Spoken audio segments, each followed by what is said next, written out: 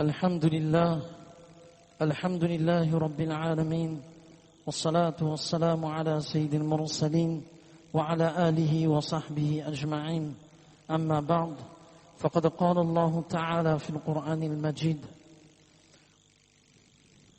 كنتم خير أمة أخرجت للناس تأمرون بالمعروف وتنهون عن المنكر وتؤمنون بالله صدق الله العظيم وقال النبي صلى الله عليه وسلم في رواية مسلم كل الناس يغدو فبائع نفسه فمعتقها أو موبقها أو كما قال عليه الصلاة والسلام رب اشرح لي صدري ويسر لي أمري واحلل عقدة من لساني يفقه قولي سبحانك لا علم لنا إلا ما علمتنا إنك أنت العليم الحكيم فسهل يا إلهي كل صعب بحرمة سيد الأبرار سهل رب ارحمهما كما ربياني صغيرا جزى الله عنا محمدا صلى الله عليه وسلم بما وأهله جزى الله عنا محمدا صلى الله عليه وسلم بما وأهله جزى الله عنا محمدا صلى الله عليه وسلم بما وأهله. Toutes les louanges appartiennent à Allah subhanahu wa ta'ala, le tout clément, le tout miséricordieux, celui qui nous a accordé iman, celui qui nous a accordé ce kalima la ilaha illallah, Muhammadur Rasulullah, sallallahu alayhi wa sallam, celui qui nous a accordé ce souffle de vie, et celui qui nous a accordé cette conscience de comprendre le sens de notre existence sur terre, le pourquoi de cette vie, l'objectif qu'Allah subhanahu wa ta'ala il attend de nous. Jumu'ah, le meilleur jour de la semaine. Jumu'ah, c'est aussi le jour où aura lieu la fin des temps, comme il est rapporté dans le hadith de Rasulullah sallallahu alayhi wa sallam, cité par Imam Tirmidhi rahimahumullah. Allah subhanahu wa ta'ala, connaissant notre faiblesse, il nous donne toujours des occasions pour nous élever spirituellement parlant. Une invocation toute simple, comme la rue elle est fréquentée, celui qui lit le 4e kalima, en ajoutant, nous allons voir, La ilaha illallah wahdahu la sharika lahu, lahul mulku wa lahul hamdu yuhyi wa yumitu. On ajoute, wa huwa hayyun la yamutu biyadil khayr wa huwa ala kulli shay'in qadir. Allah subhanahu wa ta'ala, dans deux versions de ce hadith, Allah subhanahu wa ta'ala accorde à cette personne un palais dans le paradis. Quelques secondes de ce 4e kalima, un palais dans le paradis. Allah subhanahu wa ta'ala efface 1 million de petits péchés. Allah subhanahu wa ta'ala lui accorde 1 million de récompenses et 1 million de degrés dans le paradis. Subhanallah. En lisant seulement là, pourquoi? Pour montrer que tout ce qui organise notre vie passe par ce lien avec Allah subhanahu wa ta'ala. C'est là où on pourra survivre. Sinon ce sera difficile, on sera happé. On sera happé par les événements, par l'environnement dans lequel nous vivons, et on ne pourra plus différencier entre ce qui est bien et ce qui est mal. Entre ce qui est bien et ce qui est mal. An talid al-amatu rabbataha. Imam Bukhari rahimahullah, il cite ce hadith. Lorsque l'esclave donnera naissance à sa maîtresse, ou lorsque l'esclave donnera naissance à son maître, selon les commentateurs de ce hadith, cela veut dire que lorsque le bien sera considéré comme mal, lorsque le mal sera considéré comme bien. À nous de comprendre et de réfléchir si nous ne sommes pas dans cette situation, dans cette époque où le mal est considéré comme quelque chose de grand, de valeureux. Et le bien, mais on le met de côté. C'est comme s'il n'existe pas. Allah subhanahu wa ta'ala, à travers les invocations que nous lisons chaque jour, Allah subhanahu wa ta'ala veut que quelle que soit la situation et l'environnement dans lequel nous vivons, nous puissions toujours garder les pieds sur terre. Les pieds sur terre pour que l'on puisse marcher correctement avant de connaître et d'avoir les pieds sous terre. Et les pieds sous terre, c'est à n'importe quel moment, dans n'importe quelle situation, quel que soit l'âge, quelle que soit notre situation, marié, jeune homme, adulte, nouveau-né, c'est Allah subhanahu wa ta'ala seul qui décide. Donc c'est pour cela on doit prendre en considération ce souffle de vie qu'Allah subhanahu wa ta'ala il nous a donné. Chaque seconde, chaque millier de secondes est important et cela nous montre que nous nous rapprochons inéluctablement, sans aucun doute, vers notre destination finale, à savoir la vie de l'au-delà. Et Allah subhanahu wa ta'ala, à travers ce jour de Jum'ah, nous donne aussi l'occasion d'envoyer en abondance les salutations sur Rasulullah sallallahu alayhi wa sallam, l'homme par excellence, l'homme qui nous a montré la voie, l'homme qui a subi tant de difficultés pour montrer à l'être humain la voie, le chemin de la droiture. Rasulullah sallallahu alayhi wa sallam n'a voulu que le bien pour l'humanité tout entière. C'est pour cela cette communauté a eu des qualificatifs exceptionnels de la part d'Allah subhanahu wa ta'ala. Kuntum khayra ummatin ukhrijat linnas. Vous êtes la meilleure des communautés pour l'humanité. Pourquoi? Parce que tout simplement, vous encouragez vers le bien et vous interdisez le mal. Ça, c'est quelque chose de très important. Cela nous ramène sur le droit chemin. Cela nous ramène sur le droit chemin. Et Rasulullah sallallahu alayhi wa sallam, lorsqu'on voit chaque masjid, dans n'importe quel pays du monde, on voit chaque masjid, ça c'est l'effort et le souci de Rasulullah sallallahu alayhi wa sallam qui a dépassé toutes les frontières. Les madrasas, les mosquées, tout cela, Allah subhanahu wa ta'ala, il nous a montré que le souci de Rasulullah sallallahu alayhi wa sallam, cette préoccupation pour l'autre, pour autrui, lui montrer la voie, ça a été aussi le souci et la préoccupation des Sahaba ridwanullahi ta'ala alayhim ajma'in. C'est pour cela qu'il faut lire en abondance, ne serait-ce Jazallahu, on va répéter Inch'Allah, Jazallahu anna Muhammadan sallallahu alayhi wa sallam bima wa ahluhu. On doit prendre cette habitude durant la journée de lire minimum 100 fois, Inch'Allah. Et Rasulullah sallallahu alayhi wa sallam, regardez, il nous montre à travers un hadith le mode de vie que chacun doit emprunter et le mode de vie, la situation de la vie de tous les jours dépend de l'état d'esprit d'une personne. Rasulullah sallallahu alayhi wa sallam, il dit kullu an-nas yaghdu faba'i'un nafsahu famu'tiquha aw mubiquha. Chaque être humain, le matin, il se lève. Le matin, il se lève. Maintenant, qu'est-ce qu'il fait? Faba'i'un nafsahu. Al-Imam Nawawi rahimahullah, il commente cette phrase Faba'i'un nafsahu sarful anfas fi gharad ma yatawajjahu nahwa. En d'autres termes, chaque vie est l'expression d'un état d'esprit. Écoutez bien. Chaque vie est l'expression d'un état d'esprit. C'est-à-dire que le mode de vie qu'une personne adopte est tout simplement la traduction de son état d'esprit. Qu'est-ce qu'il en fait de sa vie? Quel est l'objectif de sa vie? C'est en fonction de ça qu'il s'est bâti dans l'esprit, qu'il va mener et il va traduire cela par ses actions. C'est ce que veut dire faba'i'un nafsahu. Tout simplement, chacun, lorsqu'il se réveille le matin, qu'est-ce qu'il a de la conception de la vie? Quel est l'objectif pour lequel il s'est fixé? C'est en fonction de cet objectif et de cet état d'esprit qu'il va agir et qu'il va mener sa vie de tous les jours. Et il y a deux catégories de personnes qui ont toutes deux différentes conceptions de l'existence.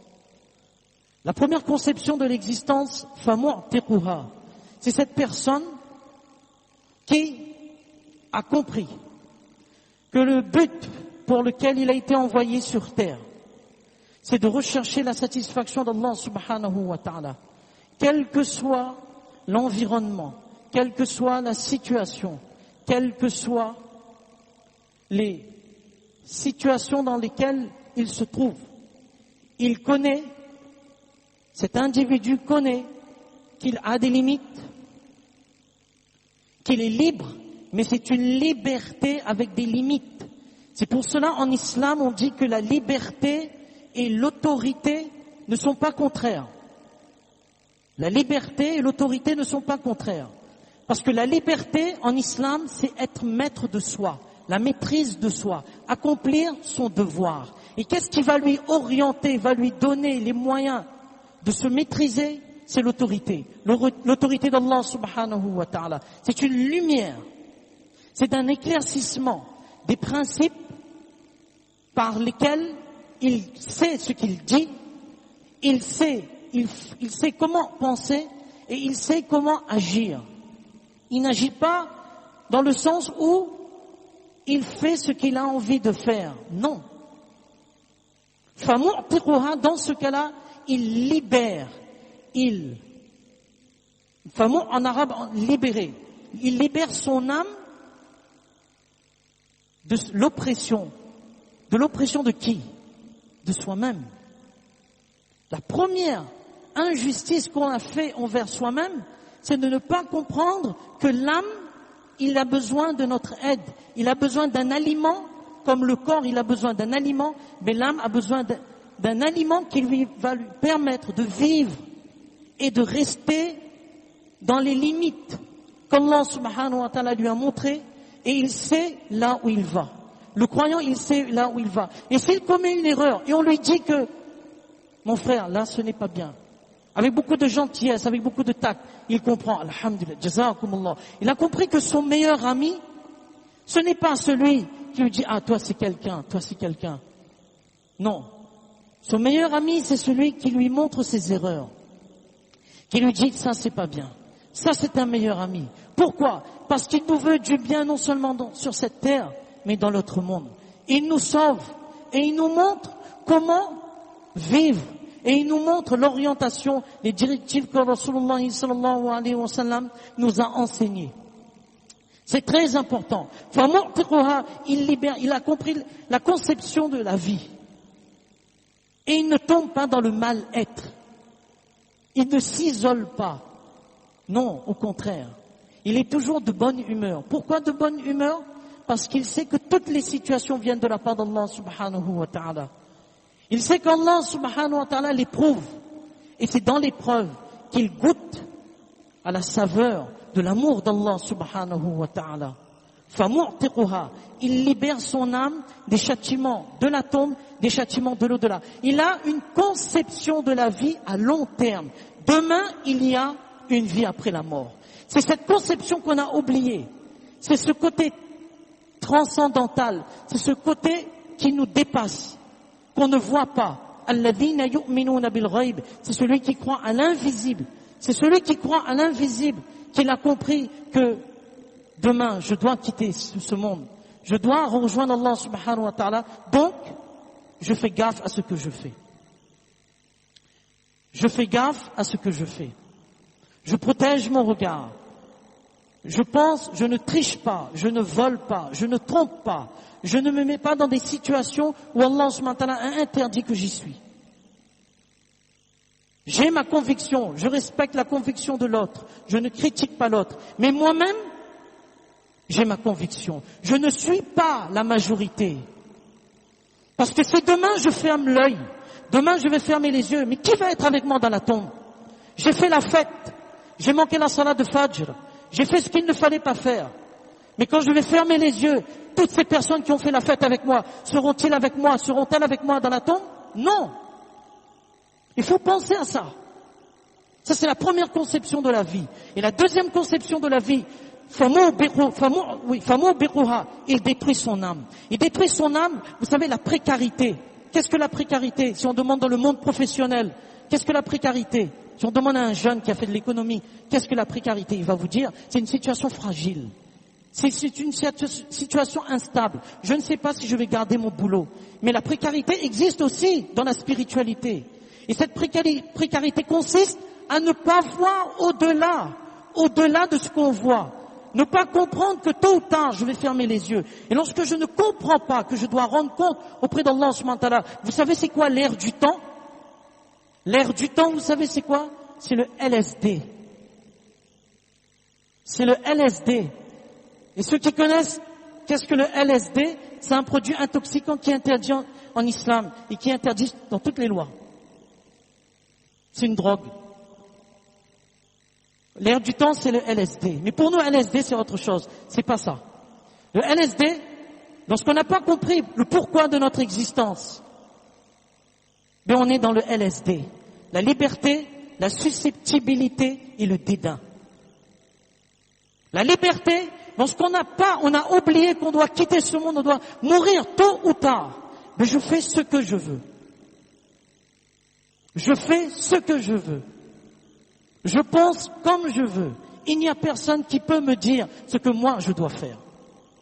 Tout est centré sur moi. La liberté sans limite. Le croyant, c'est la liberté avec la limite. On a vu liberté en islam, liberté et autorité ne sont pas contraires. L'autorité te guide, te montre que tu es libre, mais il y a des limites. Mais lorsqu'on a oublié cette conception, on détruit son âme dans la liberté pure. La liberté illimitée. La liberté absolue, la liberté illusoire. On pense qu'on est libre, mais on n'est pas libre. On est esclave de soi-même. L'oppression envers soi-même, il n'y a que ça. C'est cette liberté-là. Qui peut me dire, quel parent peut me dire, de qui mon père, il est qui celui-là? Il m'a donné vie, point barre. On lui a pas inculqué la liberté avec les limites, il nous prend tout, la liberté et les limites, il nous met en plein bouche. La liberté, la susceptibilité. Allahu Akbar, ça c'est l'époque. La susceptibilité. Allahu Akbar. Ne dites pas à une personne, ou bien ne faites pas entendre à une personne ce qu'il ne veut pas entendre, ce qu'il ne veut pas écouter. Cette personne devient susceptible. Ça, Allah nous en préserve. Allahu Akbar, on est en train de dire à une personne, ce qui est bien, ce qui est mal, d'une façon gentille, mais cette personne s'énerve. Cette même personne qui te disait, toi tu es quelqu'un, toi tu es, mashallah. Mais vous, Omar radiallahu anhu dit, vous voulez connaître vraiment une personne, un vrai ami? Un vrai ami, c'est celui qui dans l'erreur, il te dit, ça c'est pas bien. Là, tu dois le prendre comme ami, tu ne deviens pas susceptible. On vient à la salat 5 fois par jour. On est premier saf. On fait des œuvres charitables. Mais ici, c'est malade. Parce qu'on se met en colère pour rien. On ne fait plus salam. On a dit quelque chose, on ne fait plus salam à cette personne. On a oublié les relations basiques. On fait salam seulement à ceux qu'on connaît. Les catégories. Sinon, point barre. Nous sommes une communauté, wallah. Et on n'a toujours pas pris de leçons de ce qui arrive à nos frères, qui demandent pardon. Allahu Akbar, qui sont des enfants ma'soum, des enfants innocents qui disent wallah pardon, qui n'ont pas de péché. Moi-même en premier, nous sommes pleins de péchés. Et nous ne demandons pas pardon, mais on se brouille pour rien. On s'assoit à côté l'un de l'autre, mais nos cœurs sont éloignés. Allahu Akbar. Où allons-nous trouver l'unité? La susceptibilité tue. On a oublié, wallah, on ne parle plus avec un frère, fini, c'est terminé. Je te vois plus, je te cause plus, parce que tu m'as dit quelque chose. Même si tu m'as dit d'une façon bien, mais je n'accepte pas ça. Ça, c'est la susceptibilité. On est en plein dedans. Où Allah subhanahu wa ta'ala va envoyer l'aide sur nous? LSD, le dédain, le mépris, l'arrogance, l'orgueil. Moi, je suis quelqu'un. Qui peut me dire quelque chose? Allahu Akbar. Abraha, celui qui voulait détruire la Kaaba. Abraha, il avait ces 3 qualités, ces 3 mauvaises qualités, le LSD. L'imam Razi, rahimahullah, il dit, pourquoi Allah subhanahu wa ta'ala, il dit, alam yaj'al kaydahum fi tadlil? Pourquoi Allah subhanahu wa ta'ala, il dit, nous avons transformé leur ruse en vain. C'est-à-dire, nous avons détruit leur ruse. Mais pourquoi parler de ruse? Alors, la ruse, en français, ça veut dire quoi? La ruse, c'est quelque chose qu'on complote. Secrètement, personne ne le sait. Mais Abraha, oui, il a fait cette annonce, que je vais détruire la Kaaba, je vais détruire la Kaaba. Pourquoi une ruse? Alors qu'il a annoncé clairement, c'était pas secrètement, pardon, qu'il a dit ça. Il a dit, je vais détruire la Kaaba. Imam Razi, rahimahullah, il donne le pourquoi de l'utilisation du mot ruse dans le Coran, et non pas du plan qui a été fait ouvertement.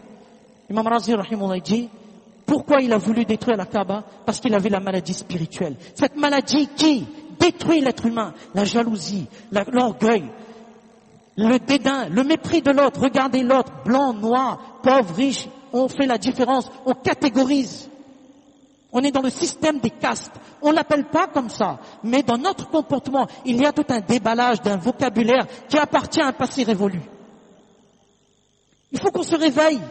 Parce que si nous n'allons pas nous réveiller, mais dans la tombe, lorsque nous allons ouvrir les yeux, ce sera trop tard. Ce sera trop tard. Celui qui, on a eu une animosité, c'est celui-même qui va nous porter notre janaza. C'est celui-même qui va porter notre janaza. Et c'est celui-même qui va faire droit pour nous. Wallah, pardonne-le. Rasulullah, je termine par cette, Rasulullah, sallallahu alayhi wa sallam, soi-disant, l'homme comprend pour exemple. Mais quel est l'exemple? Rasulullah sallam nous montre que la théorie n'appartient pas au din. C'est la pratique qui appartient au din.